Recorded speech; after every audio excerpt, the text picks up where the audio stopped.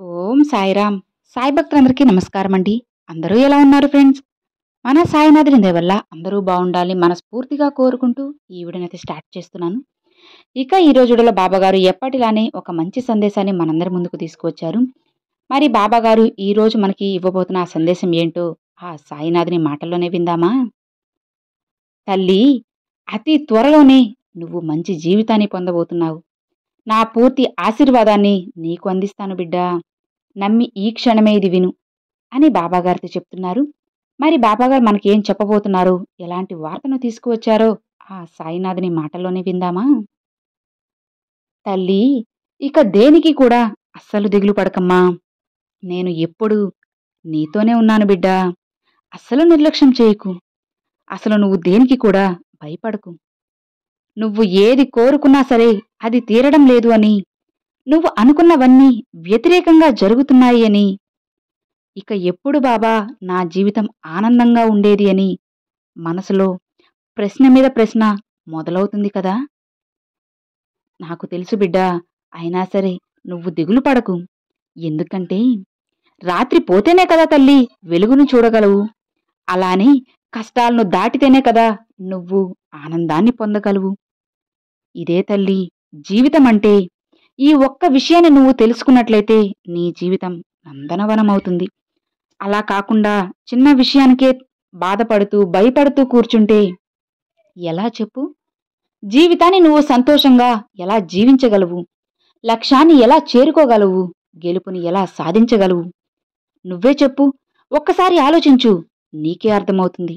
నేను చెప్పింది నిజమా కాదా అని నీకే తెలుస్తుంది బిడ్డా. నువ్వు ఎన్నోసార్లు నా దగ్గరకు వచ్చి, బాబా, ఈ కష్టాలను తట్టుకోవడం ఇక నా వల్ల కాదు తండ్రి, నేను భరించలేకపోతున్నాను, ఇకనైనా సరే నాకు మంచి జీవితాన్ని ప్రసాదించు, నేను సంతోషంగా ఉండేలా దీవించు తండ్రి అని నా దగ్గర కోరావు కదా. తప్పకుండా నేను ఆ కోరికను తీరుస్తానమ్మా. అతి త్వరలోనే నేను నీకు మంచి జీవితాన్ని ప్రసాదిస్తాను. నా ఆశీర్వాదంతో ఇక కొత్తగా నీ జీవితం మొదలవ్వబోతుంది.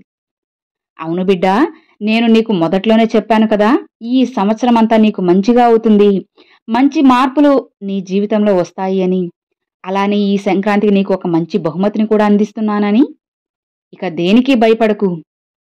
నువ్వు ఎప్పుడూ కూడా సంతోషంగా ఉండాలనేదమ్మా నా ఆశ కూడా. నా బిడ్డలందరినీ కాపాడడానికే కదా నేనున్నది. ఈ సాయి అవతారం ఎత్తింది అందుకే కదా. నువ్వు ఎప్పుడూ నా దగ్గరికి వచ్చి, తండ్రి, నా సమస్యలకు ఒక పరిష్కారం చూపండి, నా బాధల నుంచి నన్ను బయటపడేయండి అని నన్ను కోరుతున్నావు కదా. తప్పకుండా బిడ్డా, వీటన్నిటికీ నువ్వు కోరుకున్న ఒక మంచి ముగింపుని, మంచి పరిష్కార మార్గాన్ని నేను నీకు చూపుతాను. నీకు ఒక విషయం చెప్పనా తల్లి? భగవంతుడు ఒక సమస్య ఇచ్చిన తరువాత తప్పకుండా ఒక పెద్ద ఆనందాన్ని కూడా నీకు అందిస్తాడు. ఇక నీ సమస్యలన్నీ తీరిపోయి నువ్వు ప్రశాంతమైన జీవితాన్ని పొందుతావు. ఇప్పుడు నువ్వు కూడా సమస్యలతో బాధపడుతున్నావు కదా.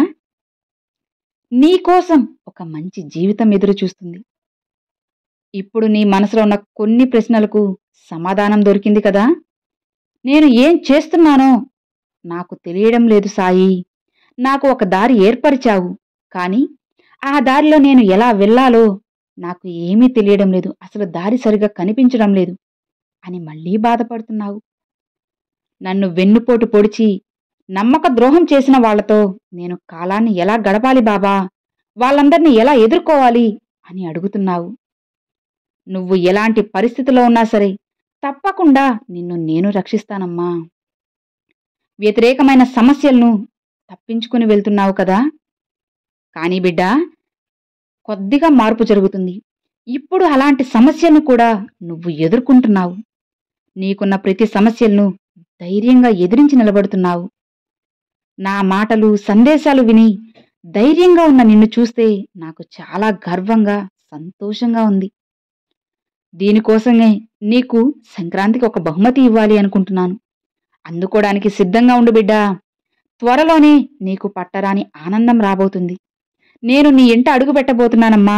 మరుక్షణమే ఇప్పటి వరకు నువ్వు ఎన్నడూ చూడని సంతోషాన్ని చూస్తావు. నా దగ్గర పెట్టిన ప్రార్థనలన్నీ నేను తీరుస్తాను బిడ్డా. నువ్వు కోరింది కోరినట్లుగా నేను నీకు అందిస్తాను. ఇక నీ జీవితంలో ఉన్న అడ్డంకులన్నిటినీ తొలగిస్తాను. నీ దిగులు అంతా వదిలేసే తల్లి, నేను నీతోనే ఉన్నాను అని నమ్ము. తప్పకుండా ఆ నమ్మకమే నిన్ను గెలిపిస్తుంది. నువ్వు ఖచ్చితంగా నమ్మకంతో ఉంటే విజయానికి దగ్గరవుతావు బిడ్డా. నీకు కావలసినవన్నీ నేను ఒకటి తర్వాత మరొకటి అన్నిటినీ నీ దోసిట్లో పెడతాను. ధైర్యంగా ఉండు. నీ సాయి తండ్రి నీకు తోడు ఉన్నంత వరకు ఎలాంటి దిగులు భయము అస్సలు అవసరం లేదమ్మా. అతి త్వరలోనే నువ్వు కోరుకున్న మంచి జీవితాన్ని నేను అందిస్తాను. అది కూడా కేవలం నా ఆశీర్వాదంతోనే బిడ్డా. అర్థమైంది కదా? ఈ ప్రపంచంలో నా ఆశీర్వాదం నీకు కలిగింది అంటే అది ఒక్కటే చాలమ్మా. మిగతావన్నీ నేను చూసుకుంటాను. మిగతావన్నీ నేను సరిచేస్తాను. అర్థమైందా? ప్రతి క్షణం ఏది లేదు అని దానికోసం ప్రాకులాడుకు. ఇతరులతో నీ జీవితాన్ని అస్సలు పోల్చుకోకు. ఉన్న దాంతో తృప్తిపడు. నా బాబా నాకు మంచి దారి చూపించారు అని నీ బాబాని నమ్ము. ఖచ్చితంగా ఆ నమ్మకం నీకు మంచిగా చూపెడుతుంది. ఆ నమ్మకమే కదా నిన్ను మంచి దారిలో పెడుతుంది. ఆ నమ్మకమే కదా నిన్ను నా బిడ్డగా మార్చింది. కాబట్టి ఎట్టి పరిస్థితుల్లోనూ ఆ నమ్మకాన్ని మాత్రం కోల్పోవద్దు బిడ్డా. ధైర్యంగా ఉండు. నీ సాయి తండ్రి నీకు తోడు ఉన్నంత వరకు ఎలాంటి దిగులు భయము అస్సలు నీకు అవసరం లేదమ్మా. ఎవరు నీకు తోడు ఉన్నా లేకున్నా సరే నేను ఎప్పుడూ నీకు తోడుగా ఉంటాను. అయిన వాళ్ళు నిన్ను వదిలేసినా సరే తల్లి, నేను నీకు అండగా ఉంటాను. అర్థమైంది కదా? ఎవరో దూరం అయ్యారని లేదా ఎవరో సూటిపోటి మాటలతో నిన్ను పొడుస్తున్నారు అని చింతించుకు తల్లి. కన్నీరు కార్చుకోకు. నువ్వు కన్నీరు పెట్టుకుంటే నేను చూడలేకపోతున్నానమ్మా. కాబట్టి నాకు మాట ఇవ్వు బిడ్డా, అస్సలు కన్నీరు పెట్టుకోను అని. అర్థమైంది కదా? ఇక ధైర్యంగా ఉండు అని బాబాగారితో చెప్తున్నారండి. ఇక మరి చూశారు కదండి, ఈరోజు బాబాగారు చెప్పిన ఈ మంచి సందేశం మీ అందరికి నచ్చింది అని అనుకుంటున్నాను.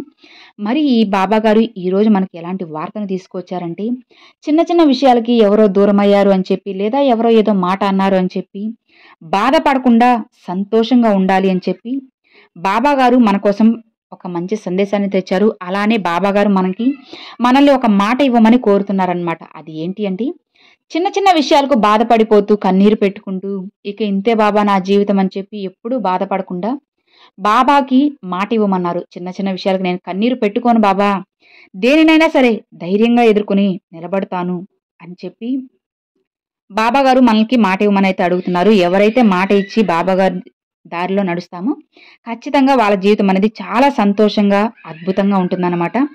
ఇక మరి చూశారు కదండి, ఈరోజు బాబాగారు పంపించిన ఈ మంచి సందేశం మీ అందరికి నచ్చింది అని అనుకుంటున్నాను. నచ్చితే ఒక చిన్న లైక్ చేయండి, మరికొంతమంది సాయి భక్తులకు షేర్ చేయండి. ఫస్ట్గా మన ఛానల్ చూసేవాళ్ళు సబ్స్క్రైబ్ చేసి సపోర్ట్ చేయండి friends. Thanks for watching. Om Sairam.